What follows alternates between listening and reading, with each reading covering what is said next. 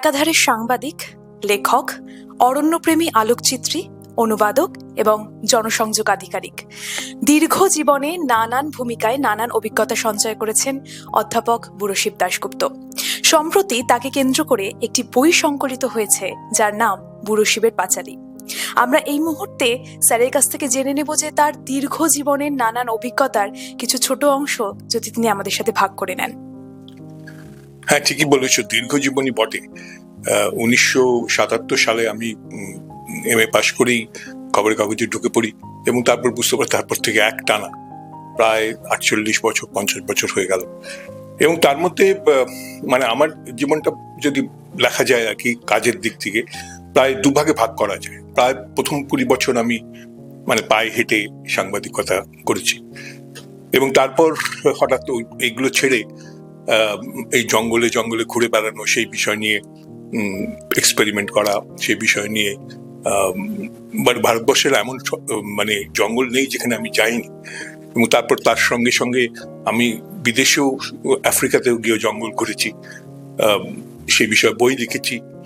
তারপর আবার সেগুলো ছেড়ে যেটা বললে জনসংযোগ, পাবলিক রিলেশন, সেই সব নিয়ে কাজও করেছি।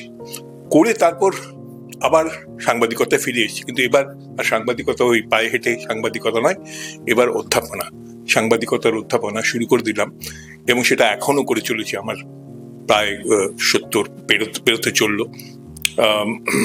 আমি পড়াচ্ছি সাংবাদিকতা এবং আমি এর সম্বন্ধে আমার কোনো মানে আমি প্রতি মুহূর্ত আমি নিজেকে মনে করেছি যে আমি যা করেছি সে সম্বন্ধে আনন্দ পেয়েছি, সেটা সম্বন্ধে কোনো রিগ্রেটসও নেই। তবে এর মধ্যে এটাও ঠিক যে হঠাৎ করে একটা বই লিখে ফেললো, এটা আমার খুব ঘনিষ্ঠ বন্ধু সাংবাদিক অশোক সেনগুপ্ত, সে হঠাৎ কেন আমার বিষয়ে বইটা লিখতে গেল সেটা আমি এখনো বুঝে উঠতে পারলাম না। ঠিক সেটা হয়তো অশোক বলতে পারে যে আমি একটা বইয়ের বিষয় হতে পারি কি করে। এই মুহূর্তে আমাদের সঙ্গে উপস্থিত রয়েছে বইটির লেখক স্বয়ং অশোক সেনগুপ্ত। আচ্ছা, এই মুহূর্তে স্যার জেনে নেব যে আপনি কেন এই বইটি লিখলেন স্যারকে নিয়ে। কেন মানে নির্দিষ্ট কোনো কারণ নেই। বুড়োশিবদাকে সামহাও আমার ভালো লাগতো, মানে আমার মনে হয়েছিল বুড়োশিবদার মধ্যে সেই লেখার মতন জিনিস আছে। আগে ফোনে ওনাকে 2-3 বার বলেছিলাম বুড়োশিবদা বই লিখুন, এবং সত্যি কথা বলতে কি এটা শুধু বুড়োশিবদা না, আমি যাদের সান্নিধ্যে বিভিন্ন সময় এসেছি তাদের অনেককেই বলেছি যে নিজের কথা লিখুন, আত্মকথা লিখুন। কারণ আমি মনে করি আত্মকথা খালি শিবনাথ শাস্ত্রী বা রবীন্দ্রনাথ ঠাকুর লিখবেন তা নয়, একজন জেলেরও আত্মকথা হতে পারে, বা জেলে না বলে মৎস্যজীবী বলা ভালো। বিষয়টা হচ্ছে তার মধ্যে লেখার সেই বিষয়টা আছে কিনা।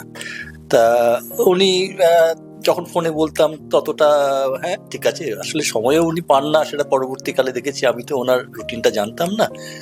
তারপর হঠাৎ 23শে ডিসেম্বর একটা পোর্টালে একটা এলো, লিঙ্ক এলো ওনার ইন্টারভিউ। সেটা দেখার পর আমাকে শেয়ার করেছিলেন বুড়োশিবদা। দেখার পরে আমি ফোন করলাম, আমি বললাম যে এবার আপনাকে যা যা বলেছেন সেটাই লিখিত ফরম্যাটে বই হিসেবে বার করতে হবে, আরো বিস্তারিত প্রেক্ষিতে।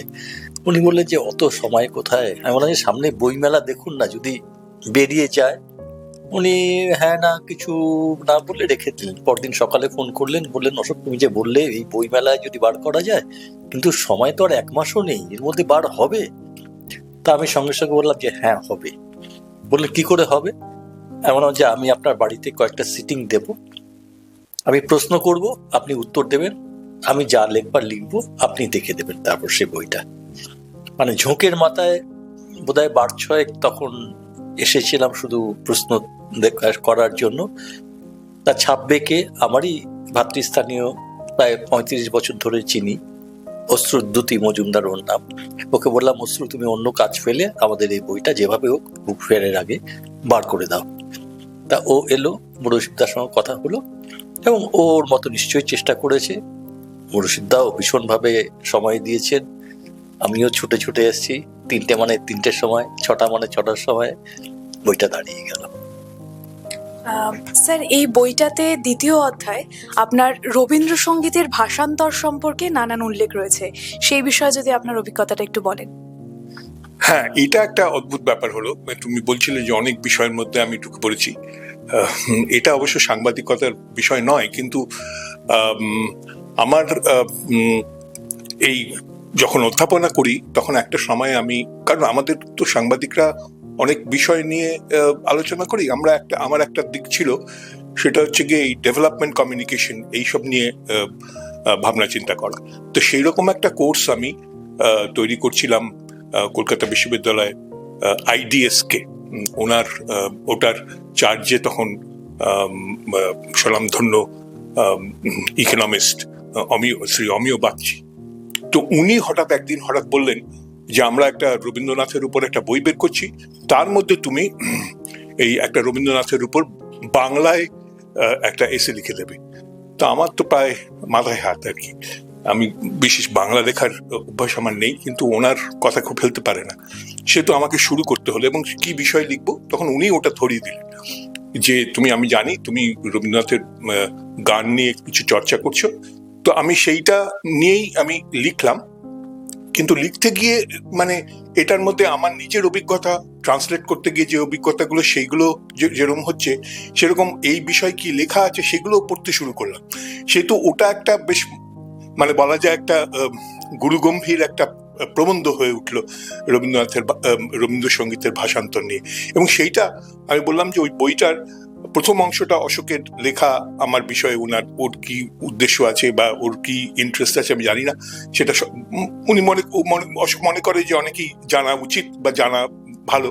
তো সেই অংশটা, প্রথম অংশটা হচ্ছে আমার বিষয় নিয়ে, কিন্তু দ্বিতীয় অংশটা আমার ওই লেখার 4-5টা বাংলা যে আমি লিখেছি সেগুলোর সংকলন, তার একটা হচ্ছে কি রবীন্দ্রনাথের ভাষান্তর নিয়ে।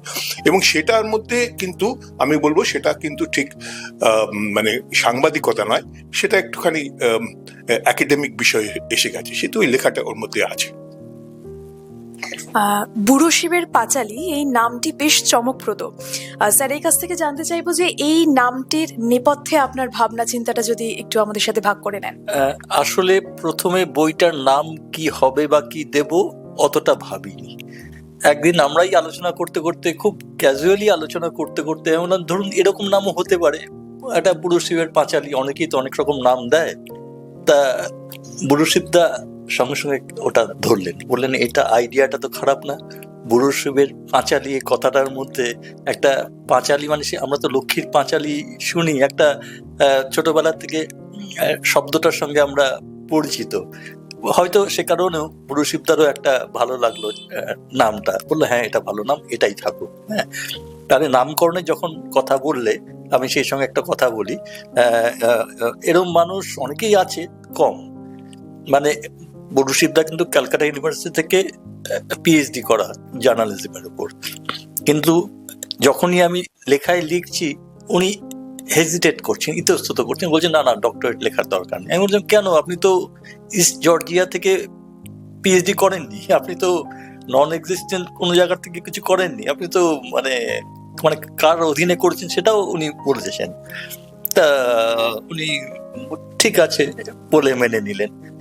কিন্তু বইয়ের ওপরে প্রথমে আমার ইচ্ছে ছিল বুড়ো শিবের পাঁচালী, বুড়ো শিব দাশগুপ্ত, নিচে হয়তো কলমে বা ভাবনায় অশোক সেনগুপ্ত সেটা থাকুক। কিন্তু উনি নিজেই বললেন যে না, আমার নামটা দিও না। বললাম কেন?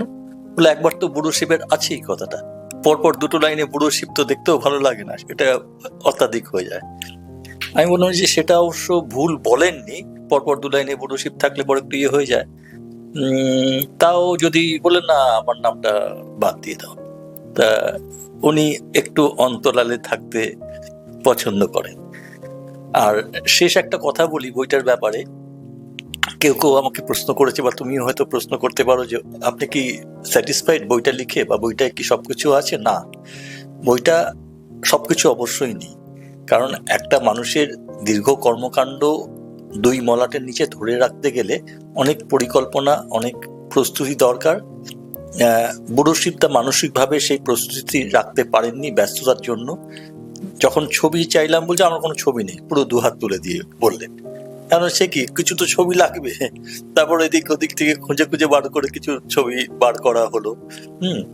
আর অনেক কিছুই উনি বলেননি বা আমারও জানার অবকাশ হয়নি। যেমন একটা বিজ্ঞান পত্রিকা কলকাতা থেকে বার হয় অনেকদিন ধরে, প্রশান্ত বসু একজন সিনিয়র সাংবাদিক, অমৃতবাজার পত্রিকায় ছিলেন, আমেরিকান সেন্টারে ছিলেন, তিনি ওটার এডিটর।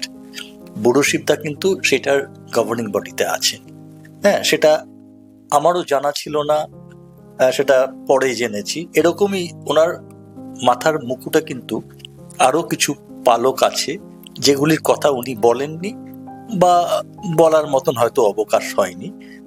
সেইগুলি মিলিয়ে এবং আরো ছবি দিয়ে যদি পরে এটার কোনো সংস্করণ করা যায় তবে হয়তো বইটা একটা পূর্ণাঙ্গ রূপ পাবে। তবুও যা হয়েছে কিছুটা তো হয়েছে, এটুকুই বলার।